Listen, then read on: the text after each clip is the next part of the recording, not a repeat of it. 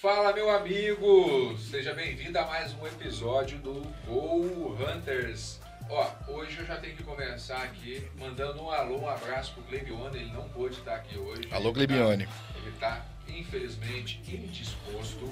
E por isso, tô com meu amigo aqui, Iago, que está substituindo. O Iago, normalmente, ele é a voz do futuro. Na verdade, é o Lombardi, né, Iago? Eu senti que parecia um pedido de desculpa, assim, olha, gente, desculpa, o Iago tá aqui. Mais ou menos uma substituição. Né? Tipo, não pareceu? Meio... Assim.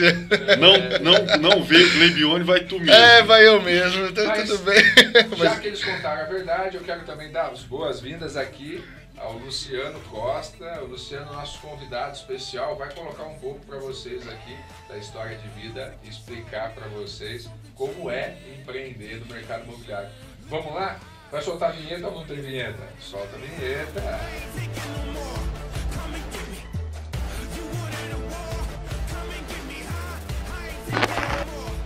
Ô Iago! Voltou já da vinheta? Já voltou. Que é isso?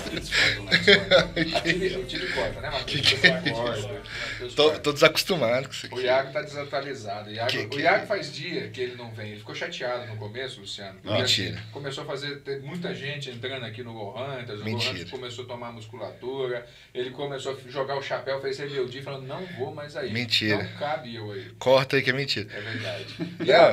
É um prazer estar aqui no lugar do Glebione. Achar que eu estou à altura de Glebione Camargo. Não, a altura você nunca vai estar, né? Porque achei pai. Vai ter que crescer um pouquinho. Achei pai. Mas, gente, é um prazer. Muito obrigado, Cleber, por ter me chamado. Luiz, Valentina e Matheus. Muito obrigado. Luciano, depois aí dos recebimentos do Iago de volta ao púlpito aqui com a gente, se apresenta um pouco aí. Acho que melhor do que eu falar de ti é você explicar um pouco quem é Luciano Costa. Vamos lá, essa é uma pergunta de $1 milhão, né? Eu sei, né? Eu tenho feito terapias e psicanálises para chegar a essa conclusão e não é fácil. Mas vamos falar um pouquinho eu acho que o assunto aqui é história profissional. Exatamente. Vamos contar um pouquinho disso aí. Comecei no mercado imobiliário em 2001, né? Iniciei minha carreira atuando como real estate broker nos Estados Unidos. Uma história bem interessante também, assim. Fui comprar uma casa, não consegui encontrar quem me vendesse, assim, pessoas que trabalhassem no ramo. E acabei pegando gosto pelo negócio. Eu era um dos poucos brasileiros na época, na região onde eu morava, que tinha feito essa façanha de comprar casa financiada e tal. E pessoas vieram atrás de mim perguntando assim, como é que você fez? E aí o negócio foi tomando corpo e acabei resolvendo tirar uma licença de broker e virei corretor de... nos Estados Unidos? Porque você é anapolino. Sou anapolino. Fui buscar o sonho do imigrante, né, que sai daqui com aquele visto de turista, vai para lá para tentar a vida. Fui no peito. Juntou R$3.000, comprou a passagem, foi. Cara, na verdade, na época eu fui bem recebido lá, assim. Eu tinha um amigo que falou, vem pra cá e fica aqui comigo. E me deu uma força nesse início, mas foi aquele processo normal mesmo. Cara, quando você decide falar, aqui em Goiás, né, Luciano, é quase que comum a gente ver esse movimento, né? As pessoas saírem daqui, principalmente de Anápolis, Goiânia, para ir para os Estados Unidos e viver esse sonho americano. Inclusive, depois você pode comentar um pouco. Existe um mercado por trás disso que até você já explorou muito bem lá. Mas vamos lá. Depois, a primeira casa vendida, conseguiu tirar o brokers lá, né? Brokers, pra quem não sabe, lá é o Cresce, né? É o equivalente ao Cresce daqui. É o Cresce aqui. Como é que foi os primeiros anos lá? Cara, então, como corretor de imóveis, ou real estate broker, né, o primeiro ano foi um ano muito difícil. Assim, eu deixei um emprego que eu tinha na época já na área de tecnologia e trabalhei um ano muito duro, plantando pra caramba, e ganhei a metade do meu salário que eu tinha no emprego anterior. Então foi um ano de muito plantio, muito trabalho e pouco resultado, né? O ano seguinte já foi excelente, assim, eu multipliquei em mais de 10 vezes o salário do ano anterior e aquela carreira ali como corretor de imóveis acabou virando uma empresa, onde eu contratei pessoas e o negócio tomou corpo. Um paralelo aí que você está falando. Ô, Iago, a gente fala muito do empreendedorismo aqui, Luciano, e você falou num ponto que, assim, para mim, você viu o que ninguém viu, porque você deu um passo para trás, você aceitou menos, aceitou pagar o preço, sentir a dor do processo, para então só depois viver o resultado do segundo ano. Empreender é isso, né, Iago? É realmente você criar algo que você ainda não tem certeza de que vai dar certo. E que tem muita chance de dar errado, inclusive. Muito, porque você não tem experiência, né? Você não tem experiência. Experiência zero. Muita força de vontade, coragem para enfrentar aquilo ali, né? Eu fiquei muito curioso com duas coisas. Primeiro, você. O que você sonhava em ser quando você era, sei lá, criança, mas começou a ter a noção que você tinha que ser alguma coisa? Né? E segundo é um batalhão de pergunta. Como é que é eu sei que você não vira corretor tão fácil igual aqui no Brasil. Me fala um pouco disso, mas me fala assim. Um exemplo. Eu queria ser goleiro porque eu falava que não precisava estudar. Meu pai queria me matar quando eu falava isso para as pessoas. Você queria ser alguma coisa que não precisasse estudar. Que não precisasse estudar. E eu era bom no gol. Era uma opção. Conheci o goleiro Marcos do Goiás e fiquei louco. Mas aí, rapidamente, eu vi que eu gostava de estudar. No barranco, gente, o Iago morria escorado. Naquela época, sim. Mas o que você sonhava em ser assim? Cara, quando criança, eu sempre acho que eu tive um pouco dessa veia de querer ser dono de negócio e... Nunca sonhei assim, em ser médico, advogado, mas legal, desde menino eu abri meu primeiro negócio com 15 anos. Né? Era o quê? Era uma montadora de som e alarme em carro aqui em Anápolis, na Avenida Brasil ali. Pô, e aí deu tudo errado, obviamente, com 15 anos. Tinha pouco ladrão? Não preciso contar o resultado. Quando eu comecei, o mais interessante é assim, eu não sabia fazer instalação, eu não tinha equipamento, né? Não tinha, como é que fala, o equipamento para instalação, som de carro. Você não tinha faca, o queijo, só tinha fome. Só tinha vontade de abrir uma portinha e acabou que esse negócio, pessoa abriu e durou lá algum tempo, né? Mas fui aprendendo aí as duras penas essa vida de empreendedor. Então sonhava em ter um negócio. É interessante porque não é normal de uma... Né, sim, e seus pais tinham queria muito, porque meu pai, depois dessa fase do goleiro, de fase de veterinário, que sempre passa ali, eu era louco. Falar concurso na minha casa era assim, era a mesma coisa de xingamento. E ele tinha essa fomentação, seu pai tinha também essa fomentação, sua mãe tinha essa... De onde que veio isso? Eu sei, do meu eu sei, do seu você sabe certinho de onde que veio? Cara, não sei. O meu pai não é um cara assim, um empreendedor nato, ele é bem conservador, mas meu pai vem da área de vendas, né? Então quando, assim, 15, 16 anos, ele me fazia acompanhá-lo em clientes e eu acabei pegando um pouco daquela parte comercial desde cedo, né? Que eu acho que é importante em qualquer lado empreendedor. Venda tá ali como uma das habilidades principais. E os filhos são a evolução dos pais, né? Então, na verdade, acaba que o seu inconsciente melhorou a versão do seu pai em algum ponto. Aí ele pegou o que você aprendeu, juntou com o que seu pai não aprendeu. Porque na psicologia a gente fala que a gente tem uma responsabilidade com os pais, né? Chega um ponto que a gente realmente tem que abandonar os pais, né? Abandonar no sentido não é de esquecer deles, é entender que o vínculo acabou, você tem que cuidar da sua vida, mas a responsabilidade que você tem, essa é a ponta da flecha. Chegou um ponto que ele trouxe transformação na sua vida, mas aquele ponto em diante, você é a transformação na vida dele, porque ele fica para trás. E cabe nós, como os filhos, ser orgulho do pai. Nossa, legal filho, isso aí. O Abu Janra, aquele apresentador, ele tinha uma frase que é: ser pai é a arte de se tornar desnecessário. Porque profundo isso aí também. Né, você vai se tornando desnecessário à medida que vai crescendo. Mas, por exemplo, você está falando, sua filha, né? 18 anos. Sim. A quebra de vínculo para você, a mais dura que eu imagino que vai ser quando você se tornar o desnecessário. Porque é isso que às vezes a gente não entende. Acontecendo, a gente tem que fazer duro, e dói. E parece que você fala assim, caramba, você quer ser útil, né? Você quer ser a pessoa que está lá, você quer ter opinião, mas... eu só não sei se é me perdoe se não for, Mário Sérgio Cortella, que fala que a vida é assim, você tem a expectativa máxima de vida, média de vida é 75 anos, então dos 0 ao 25 você está montando, dos 25 aos 50 você está aproveitando, e dos 50 aos 75 você está desmontando. E dentro dessa analogia, dos 0 aos 25 você o pai é a referência, o orgulho, depois daquele período ali você é o bosta que não sabe nada, e depois você volta a ser o pai que o filho é apaixonado. Você começa a entender e reconhecer a experiência do pai tinha, né?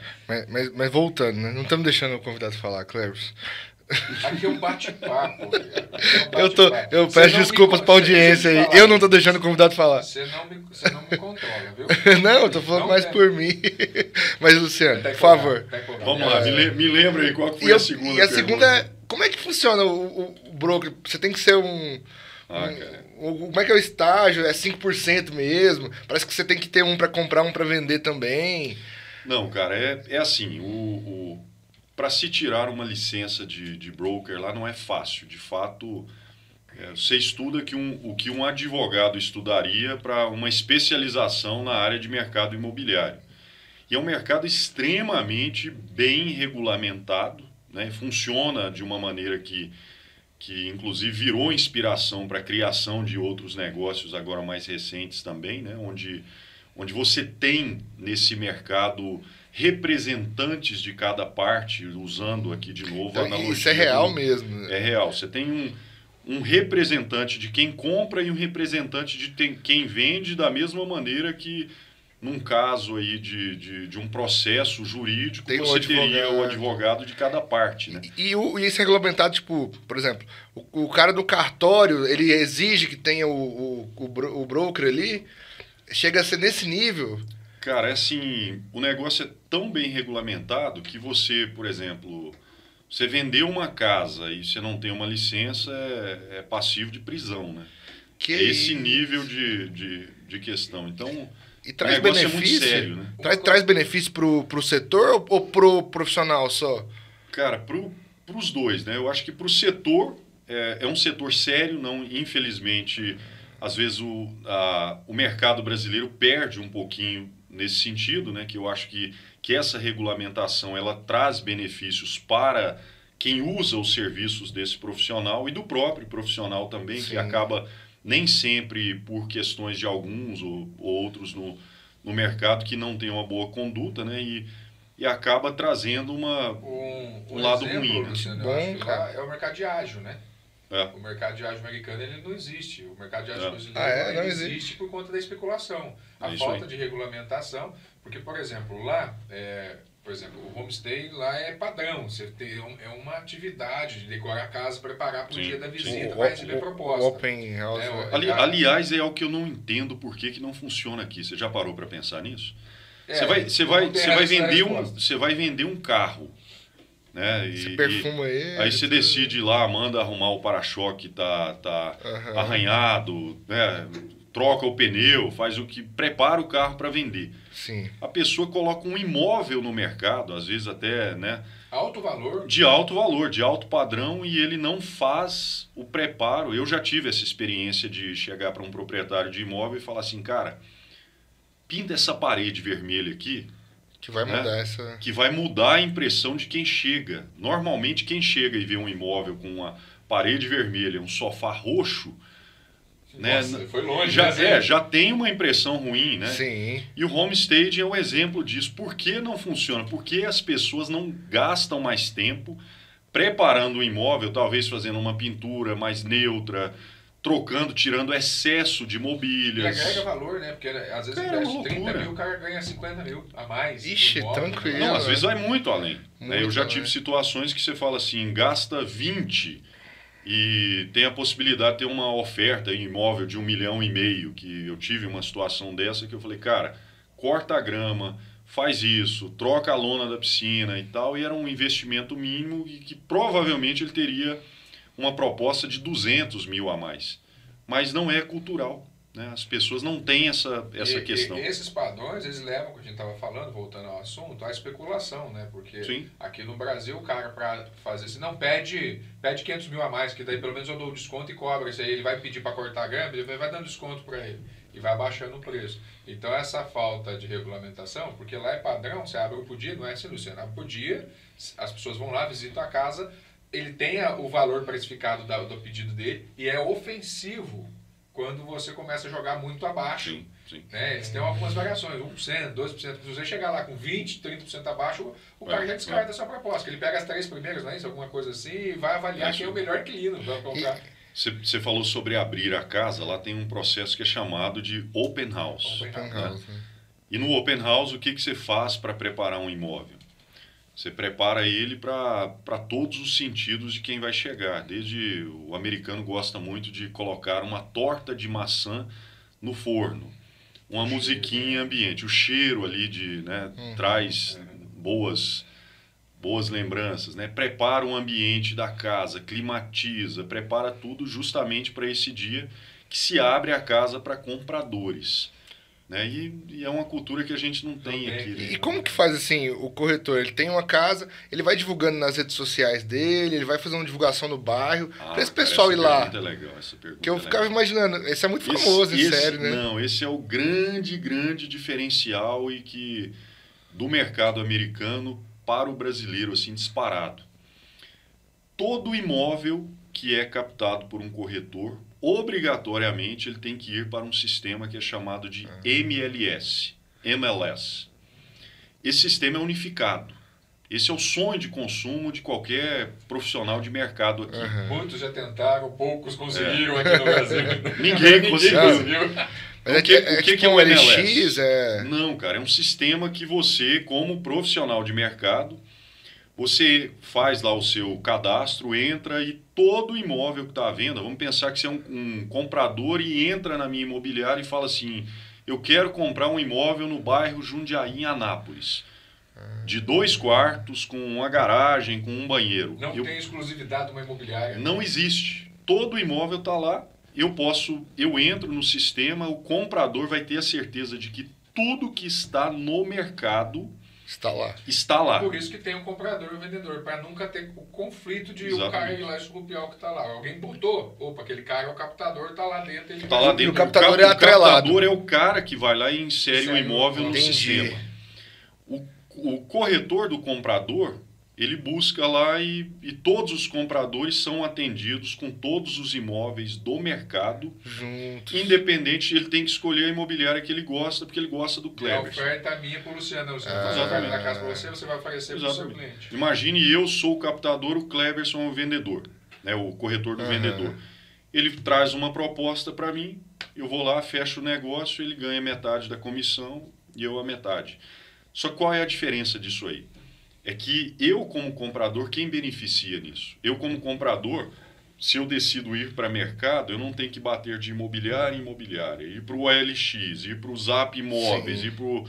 Entende? E hoje no Brasil essa informação ela não está organizada. Né?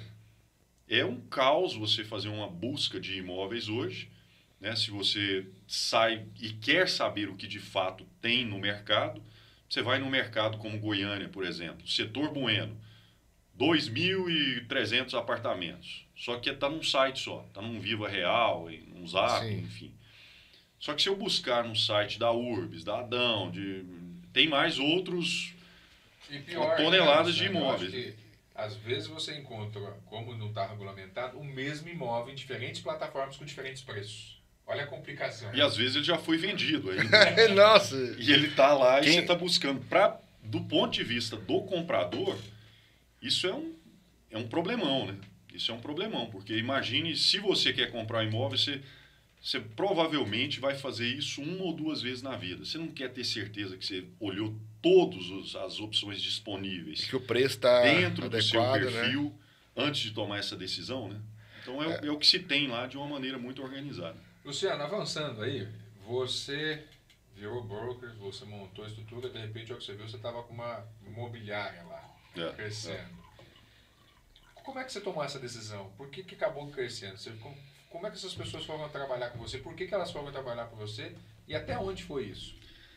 Cara, então, muita gente fala assim, você tomou essa decisão, você planejou tudo isso? Não. Eu me vi numa posição, quando eu decidi tirar essa licença de broker, eu estava no oceano azul total, né? Você imagina brasileiro, falava português e inglês, dentro de um mercado que tinha quase o tamanho da população de Anápolis, de brasileiros morando naquela região. Boston, já era na Boston. Região de Boston, ali na grande metrópole. Então nós tínhamos algo em torno de 400 mil brasileiros. Caramba, e eu era o único broker que falava português. Você imagina como é que esse negócio não cresce. Eu fui para a TV Globo Internacional, fiz campanhas de rádios, e o meu escritório parecia um consultório médico de pessoas esperando lá de fora para serem atendidas. Lá você era igual está acontecendo aqui no Brasil, aquele cara que estava no outdoor com o cabelo penteado, brokers. Lá nos Estados Unidos tem isso, né? Tem isso. Né? E Boston é uma das maiores locais de brasileiro, né? Nova York e Boston, não é? Cara, não é. Tirando Miami. Número 1 tá no estado da Flórida. Miami, né? Você tem a maior concentração. Depois vem o estado de Massachusetts, na região de Boston. Terceiro é Nova York, o estado de Nova York. Depois você tem a Geórgia, com aquela região de Marietta, Alpharetta, Atlanta. O que vocês estão fazendo por aí? Geórgia, mas tem gente. Legal. A comunidade Nossa, é maior, a Boston é maior que Nova York, então, né? É bem maior. Nossa, você tem algo em torno... Bacana. Na época que a TV Globo fez um censo lá, tinha algo em torno de 400 mil brasileiros morando naquela Boston região. tem o quê? Tem uns 5 milhões de habitantes? Cara, boa pergunta, não me lembro. Mas não é tão grande assim, não. Não, a cidade, eu acredito que Boston deve ter o tamanho de Goiânia. Nossa, então é muito Posso estar falando bobagem, não quero, quem quiser me corrigir aí, fica à vontade. Manda mensagem pra gente aí, a gente atualiza. Mas é muito, o percentual é muito grande, né, de brasileiro lá. É grande. Nossa. Mas eu vou te dar uma ideia de quão grande. Às vezes seu telefone toca a ligação errada, é um brasileiro falando do outro lado. É mais ou menos esse nível. Que isso? Nossa senhora. E não, uma mostragem disso aí. Mas, então, aí você acabou que tinha esse consultório de real estate, né, que atendia os brasileiros. Então você se viu na necessidade de montar um time lá. Cara, foi... E aí eu fui atrás de... Não tinha essa mão de obra disponível e eu fui atrás de amigos, pessoas que queriam fazer alguma coisa diferente. Daqui ou que já estava lá? Estavam lá. Né? Normalmente era assim, eu pegava um cara que era vendedor de carro, o cara tinha um tino comercial, trazia. Montei uma pequena escola de treinar corretores, não era licenciada nem nada para isso, com o intuito de montar grupos de estudo mesmo. E aí eu trabalhava durante o dia, à noite, ensinava para essa turma lá. Aí você ensinava para eles fazerem a prova? Para eles fazerem a prova. Ah, entendi. Isso foi bom pra caramba e acabou que essa parte virou uma escola depois. Virou mesmo, hoje virou uma escola licenciada pelo Estado e tal.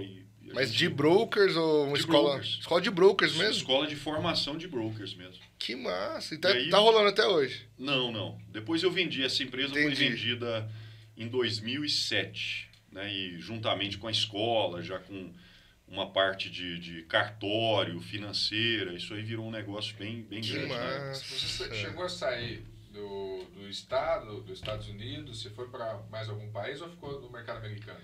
Cara, nessa época, como é que tudo aconteceu? Eu montei essa imobiliária e depois, como a gente tinha um movimento grande pra caramba, eu montei uma financeira, uma mortgage company que fazia as hipotecas e fui montando empresas que giravam em torno dessa imobiliária que gerava muitos negócios. Em 2007 eu vendi essa empresa, foi um pouquinho antes da queda de mercado. Nessa época não, eu fiquei somente no estado e com uma loja só, era uma loja grande, e fiquei lá. Anos depois, com outra operação, eu fui para a Europa, fui para outros estados, mas com uma operação de venda de imóveis no Brasil para brasileiros que moravam fora. Expatriando recursos. Depois de 2008, o mercado imobiliário lá teve aquele... Desabou, aquela queda e tudo. E os brasileiros que estavam lá resolveram que queriam comprar imóveis no Brasil. Ah, que começou essa onda. E aí começou essa onda na época e eu acabei montando uma empresa que era a Luciano Costa Internacional. Essa empresa começou, eu vim para Goiânia, Anápolis, enfim. E foi por aí que você acabou entrando em corporação? Foi aí. Essa foi a porta de entrada para a incorporação. Eu só queria abrir um parênteses. Tava dando uma crise, o mundo parando ali, e ele abriu uma empresa para lucrar com isso, né? É porque, na verdade, o brasileiro começou a ficar preocupado. Vou perder o emprego aqui, vou mandar dinheiro pro Brasil. Cara, muito caras, na verdade, a comunidade parou de comprar imóveis lá, só que eles continuavam ganhando dinheiro. E queriam fazer o mesmo para cá. O que está prestes a acontecer de novo, né? O mercado lá está muito aquecido, com uma possível queda, e, de novo, a comunidade está muito capitalizada e a gente está preparando uma operação de novo para esse...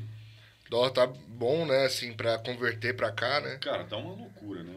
O dólar quase a 5,5, 6 aí. Eu assisti aquele filme... Faz todo sentido. Assisti aquele filme explicando essa quebra 2 vezes. Vou ver se eu leio o livro para entender essa quebra. Big Short. Nossa. Grande aposta. Grande aposta. Grande aposta. Eu não consigo. Cara, eu assisto aquele filme e eu chego a arrepiar, assim, porque eu vivi aquilo lá na época e... Se eu soubesse que ia acontecer... Exatamente. A gente sabia que iria acontecer. Mas não era daquele jeito, só não sabia... Né? Que era tão perto. Que era tão... Os cara que seria tão grave, né? Os caras que sabiam que ia acontecer virou filme, né? Com o Brad Pitt. Eu vou dar uma ideia para vocês. Eu comprei um apartamento em 2007 por $180 mil. Em 2008 ele valia 20. Caiu. Foi esse nível de queda que nós vivemos lá. Não, peraí, 180 mil. Em 2007, em 2008, depois da queda de mercado, ele valia 20. Mas esse foi seu prejuízo. Ninguém queria comprar. Ninguém, não era nada. Mas só fazer acontecer isso. Não, mas foi só esse, assim, você não teve prejuízo. Tive vários. Vamos falar disso. Esse é um caso. Entendi. Esse é um caso, mas... Que valia nada. E hoje, ele vale o quê? Não, hoje ele vale uns 300 e poucos mil. Mas quem segurou, cara, o mercado imobiliário tem disso, né? Ele tem os altos e baixos, mas a longo prazo, normalmente... É que é demandada, né, Luciano? A pessoa assusta, demanda todo mundo, e aí começa a ter um acúmulo na mão de um só, e vai, cara, perde valor, você não tem mais procura, mas a demanda existe, né? Ela não deixou de existir, só trocou o ativo. Exatamente. Então a pessoa parou de botar ali e começou a botar para cá, precisava de liquidez na operação, as hipotecas começaram a quebrar, que agora pinta aí uma Evergrande no meio do mercado, aí chinês, que pode ser 3 vezes maior que o Lehman Brothers, então assusta o mercado todo, né? Mas aí a gente já viveu, pode ser que tenha algum segredo para ser aprendido no meio desse dia a dia, então fica aí a dica, viu, Iago? Se quiser comprar, agora é a hora, viu? Porque pode ser, não vai quebrar, mas pode ser. Mas uma coisa que eu queria continuar nessa timeline aí, que você pegou essa onda de brasileiro comprando aqui, aí você foi pra Europa, foi pra onde? Inglaterra, foi pra... Pois é, cara, é outra coisa também interessante. Eu estava um dia no escritório e muita campanha de Globo Internacional e tal, lançamento de empreendimentos aqui, né, fazendo campanhas para lá. E o meu telefone toca, era um cara em Genebra, um brasileiro em Genebra. Vi sua propaganda, cara, acho fantástico o trabalho. E eu queria abrir uma filial sua aqui. Caramba. Aí eu falei, cara, mas eu não sou... Mas quando você fala... Que também tem uma comunidade grande. A Globo Internacional, ela joga pra... É um canal só que é pra internacional todo. Não tem a Globo Internacional Boston, não, por exemplo? Na época, era bem generalizado. Ela pegava o país inteiro, você dava um tiro, né? Entendi. Ela pegava o país inteiro e alguns outros países também com a mesma programação, né? Então, o cara me ligou, falou, cara, eu quero fazer. Falei, eu nunca pensei num modelo assim. Ele falou, eu tô indo para aí conversar contigo, se você topar. 3 dias depois, ele foi para lá, ficamos amigos, montamos a primeira loja em Genebra uns 2 meses depois. Bem legal, uma operação bem bacana. O mesmo empreendedor quis abrir uma outra loja em Londres. Aí nós abrimos Genebra e Londres. E ficou uma operação muito legal. Nessa mesma época eu abri uma loja em Newark, em New Jersey, ao lado de Nova York, que também tem uma concentração grande, fazendo esse processo através de licenciamento de marca, que é uma maneira mais simples de uma franquia, né? Entendi. E foi um negócio que deu muito certo. Essa empresa cresceu muito, assim, com várias unidades, várias lojas, e foi o braço para a entrada na incorporação aqui no Brasil. Eu comecei a receber propostas de incorporadores de participar de SPS pela nossa velocidade de venda. Colocava um prédio, ele derretia num final de semana, né? E aí eu entendi o valor que aquele negócio tinha. Foi uma fase muito legal. Aprofunda um pouco mais nisso aí. Como é que foi? Foi quantos anos dentro diretamente? Na verdade, ainda você está dentro da incorporação, né? Sim. Mas já teve mais dentro, né? Então, eu iniciei no mercado de incorporações em 2010, que foi... inclusive me trouxe de volta para o Brasil. Tava morando... Foi no começo do boom do mercado brasileiro, praticamente. Estava na subida da rampa aí. Foi. E aí eu entrei nesse mercado nessa época, negociei algumas áreas, e como eu tenho um tino comercial, eu enxergo o empreendimento normalmente pela venda primeiro. Tem muita gente que olha, alguns amigos que são incorporadores e engenheiros, eles começam pensando no prédio na parte técnica, né? Nós que temos uma pegada comercial, você olha para o terreno e fala assim, o que vende aqui? Entendi. Às vezes você olha para ele, cara, esse terreno é muito inclinado. O Luciano olha para o terreno e fala, cara, olha a localização desse terreno, olha o que tem do lado. Tá aqui. Depois a gente resolve o terreno, entendeu? É isso aí. E essas coisas eram... eu tinha eu tenho uma percepção muito boa para produtar, né? E isso eu fui pensando em produtos, levava para alguns amigos e falava, cara, faz esse produto aqui. Ele falou, você vende? Vendo. Pode fazer esse, que esse eu vendo. E vendia para fora. E vendia para fora, né? E aí eu tinha uma pequena participação dentro da incorporação. Sim. Depois eu comecei a entrar como investidor em algumas SPS também, né, em alguns empreendimentos, até que eu cheguei a um ponto que eu queria participar de algo maior, assim, entrar em negócios onde eu tivesse uma participação meio a meio ali, 50% e 50%. Você foi entrando de pouquinho, né? Fui entrando. A primeira participação que eu tive foi 10%, algumas outras 15%, né? E fui caminhando ali durante isso até o ponto que eu queria mesmo, né, uma imersão nesse processo, participando do início ao fim, lançando, treinando equipe, e que você participou aí um pouco dessa história com os empreendimentos aqui da cidade. Foi referência, ó. Tamo aí, tem responsabilidade de incentivar. E cativou, né? Responsável pelo que cativa, né? Luciano, assim, indo nessa linha da sua história, acho que deu para entender como pessoal assim, qual foi o seu maior desafio na sua história de vida, desde o início até agora? Qual foi uma coisa que você achava que você não estava preparado e você teve que enfrentar? Cara, cada etapa dessa de um novo negócio, eu acho que o maior desafio é você acreditar que você vai fazer algo sem ter todas as respostas prontas quando você entra nele, né? Então, se você me perguntar assim, quando você entrou para negociar um terreno, você sabia como fazer tudo? Não.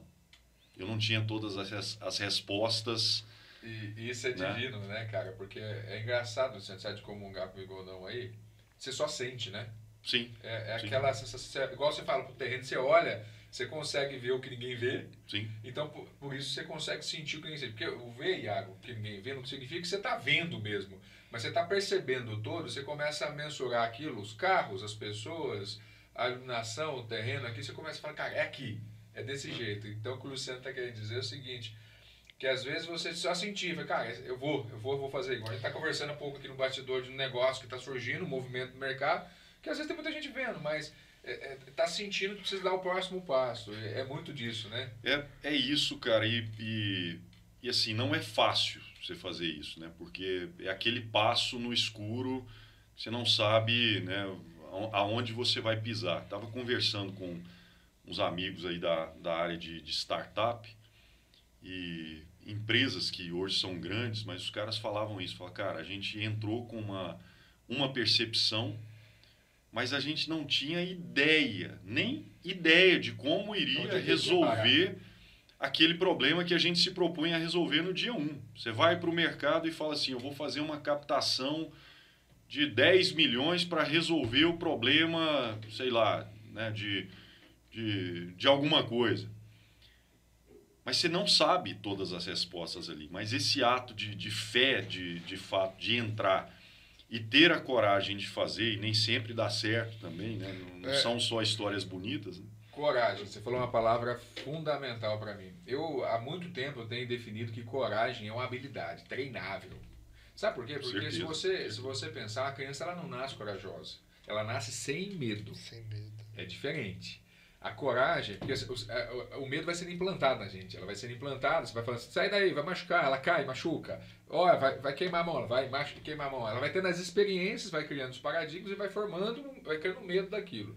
A coragem é o inverso. A coragem é você, às vezes por obrigação, por dificuldade, ter que dar um passo, sem ter informação, saber que tem que dar, e você vai, opa, pisei aqui. Estava escuro, você não sabia se estava firme ou não, se estava pisando na água, não pisou, e estava firme. E você deu o segundo, você deu o terceiro, você deu o quarto. Quando as pessoas olham para o Luciano hoje, elas olham e falam assim, nossa, o Luciano é corajoso. Na verdade, o que o Luciano teve foi coragem, sim, de dar o primeiro passo, mas porque ele não tinha outra opção. Ele só tinha a opção de dar aquele passo. Ou ele dava o passo, ele ficava ali, e aí morria de fome, passava dificuldade. Então ele foi forçado a passar. Hoje, o que você mais tem é experiência. A experiência te dá a bagagem para falar que você é corajoso. Nossa, o senhor é corajoso. Não, ele testou mais vezes, errou mais vezes, caiu mais vezes e aprendeu mais vezes. Então, por isso ele é corajoso. E isso, para mim, Luciano, que eu vejo, é o que torna você um profissional diferente. Porque você admite errar, não é isso? Você admite testar. Sim. E aí, falando ainda de coragem, a coragem não é ausência de medo, né? É você fazer mesmo tendo medo. O medo ele te protege. O medo ele Exatamente. Tem gente que pensa assim, o cara é corajoso, ele não tem medo. Não, você tem. Mas mesmo assim, você dá aquele passo. Sabendo que pode dar certo ou errado. Contribuição dessa semana, hoje eu vi uma situação de pânico essa semana. A gente estava discutindo uma situação financeira com um parceiro, e de repente a gente falou de valor, de investimento como um todo, e se ele topasse, eu teria coragem, e aí no meio da discussão eu vi que entrou um pânico no ar, porque o pânico é aquilo que te imobiliza, aquilo que te tira do foco, e no meio disso tudo, o que a gente estava vendo? Tinha muitas pessoas que não estavam vendo o que a gente estava vendo e dando pancada, e sem querer estavam nos sabotando. Infelizmente, seus pais, seus amigos, as pessoas que mais você convive e que mais você tem confiança vão ser as pessoas que mais vão te sabotar. Não que elas querem te colocar numa situação ruim, o seu mal. Elas às vezes fazem para te proteger. Mas infelizmente esses agentes sabotadores, eles vão colocar você em situação de pânico. Porque daí você vai falar assim, cara, agora que eu preciso de apoio. Como é que você sai dessa situação, Luciano? Como é que você... Porque você já deve ter enfrentado a situação e falou, cara, o que eu vou fazer? Onde é que eu entrei? Cara, eu tenho muitas histórias assim, né? Eu já ouvi de amigos e de pessoas que falavam assim, cara, você sonha muito grande. Né? Você é meio megalomaníaco e tal. E ouvi do meu pai uma vez falando assim, cara, para com isso. Arruma um trabalho de gerente na supermercado. E tal, e vai fazer isso. Tranquilo, né? Você está sonhando grande demais, não é assim e tal. Então... Eu acho que é assim, cara, é o sonho, a vontade de fazer algo tem que ser maior, né, do que você e do que o que as outras pessoas pensam, né? Que o seu medo às vezes pode te paralisar, o pânico, as pessoas falando, mas eu volto para o sonho grande, Cleverson. Eu acho que essa ideia de pensar e falar assim, cara, não é pela grana, entende? É a vontade de realizar algo maior e se preparar para isso e dar um passo por vez. Eu acho que o que me move e me tira dessas questões do que as pessoas falam e que hoje vale muito menos, mas a certa época da vida isso impacta mesmo, né? Mas é esse sonho grande, a vontade de empreender, de fazer algo maior que me mobiliza, cara. Eu acho que seria isso. Vai sonhar? Sonha grande, cara. Para, né? Vai sonhar, vai dar o mesmo trabalho. Então, chuta alto.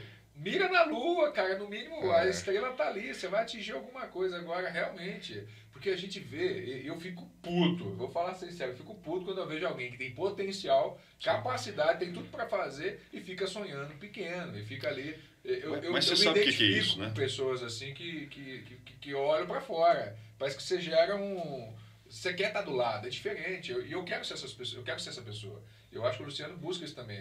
Isso faz bem. Eu acho que não tem nada melhor, pelo menos é o que me preenche, Luciano, é você poder, a outra pessoa do seu lado, falar assim, cara, cara, adoro estar do seu lado. Cara, cabeça você bota para pensar. Eu acho que isso faz. Só que só sonhando grande. Se você for mais no mesmo, esquece. Mas a vida às vezes é muito dura. E tem um exemplo muito interessante que é assim. Você pega um elefante filhotinho e aí você amarra ele numa corrente e prende ele no chão e ele vai tentar sair. Ele não vai conseguir sair daquele lugar. Esse elefante pode crescer e se amarrar ele com um barbante, que ele não vai sair. Que ele vai entender que ele não tem a capacidade de sair porque a vida vai colocando isso e você vai acreditando que você não pode, né? E não pode, e as pessoas não entendem o próprio potencial e a capacidade de empreender e de fazer, né? E eu acho que esse é um exemplo disso, né? A famosa história aqui que em Goiás rola muito é: se o boi soubesse a força que tem, não existia cerca de fazenda, né? Sim. E eu acho que a gente passa por isso na vida justamente por essas questões que você... Eu queria te fazer uma pergunta. Isso tudo que a gente está falando é resiliência, né? Você levar pancada e conseguir levantar e falar, vamos embora. De onde será que veio essa resiliência sua? Cara, você falou um negócio aí que me lembrou. Um grande amigo me emprestou um livro essa semana e eu tô até mandar um abraço para ele aí, pro Pedro. Opa! O Pedro lá do Escritório Naves. Pedro Busby. Você leu o livro. O Antifrágil, Nassim Taleb. Excelente. É isso aí. Cara, eu achei fantástico a ideia do cara de falar assim, a diferença do antifrágil pro resiliente, né?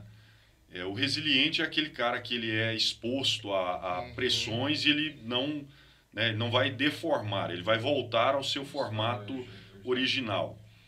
Hoje eu estou gostando da ideia do antifrágil. Você tem que ser melhor, né? Você pode ser exposto a estresses na vida de tal modo, mas você não precisa voltar a ser o que você era antes. Você tem que voltar, você tem que se tornar algo melhor, né? Então hoje eu penso na resiliência e na maneira de vida isso. A gente leva muita pancada, mas você tem como se tornar algo melhor do que você era antes, não apenas resiliente, né? É o conceito que eu até falava antes desse livro, Luciano, que é o conceito de mudança.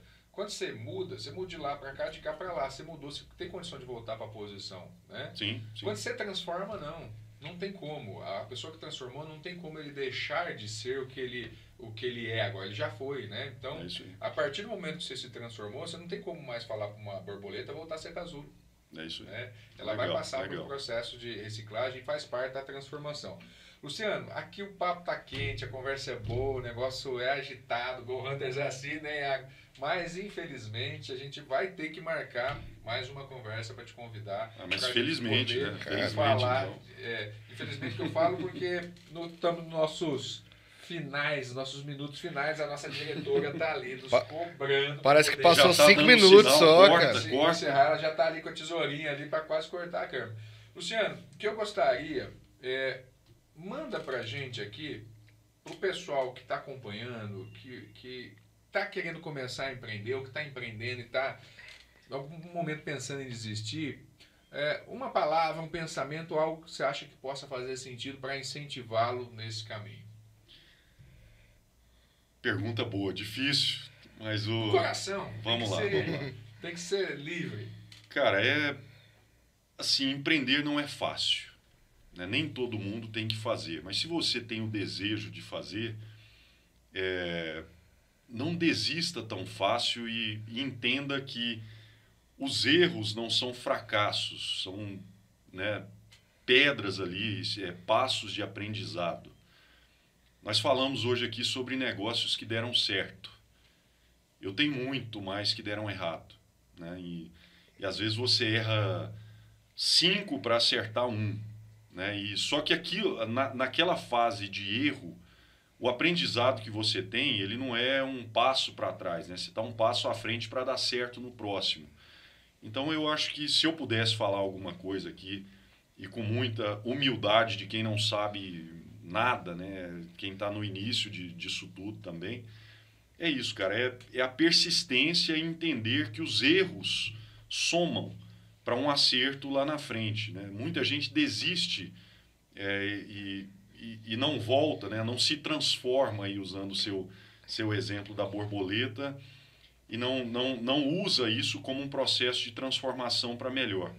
Se eu tinha vários motivos para ter desistido, tive muitos negócios que deram errado e alguns que deram certo.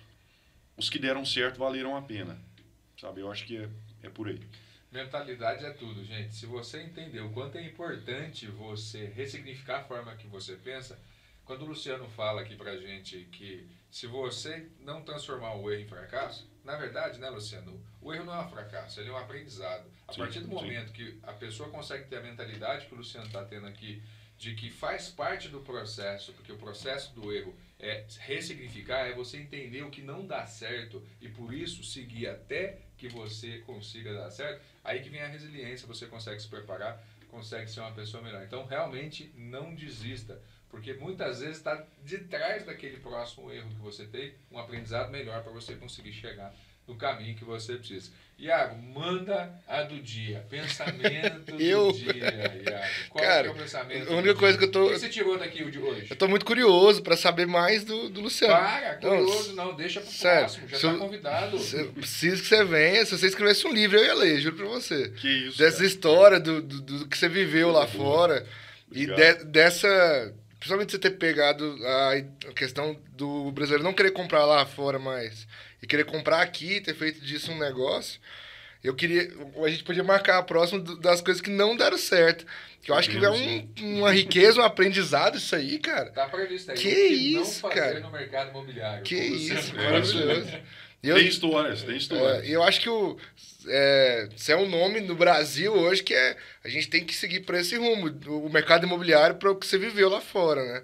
Que é do mercado americano. Eu acho que o rumo é esse, né? De regulamentação e organização, né? O que você acha? Para finalizar. Assim, eu acho que serve como parâmetro, né? Claro que são mercados distintos, mas é aquela história de você conhecer outras culturas e ver o que funciona de diferente e o que pode ser adaptado, né? Então, é simplesmente uma visão diferente. Mas não acho que vai ser um dia o mercado americano, até porque são culturas distintas. Sim. Mas tem muita coisa boa que pode ser implementada. Que dá para trazer, sim, né? Isso bacana. É isso aí. Brigadão, Luciano. Obrigado, Iago, pela participação especial. Obrigado a vocês. Espero que o Gleibione volte. Volta, Gleibione. Próximo episódio aí pra gente poder acompanhar. Você que está assistindo aí, vou te pedir uma coisa. Paga agora. Aperta o sininho aí, compartilha e deixa o seu like.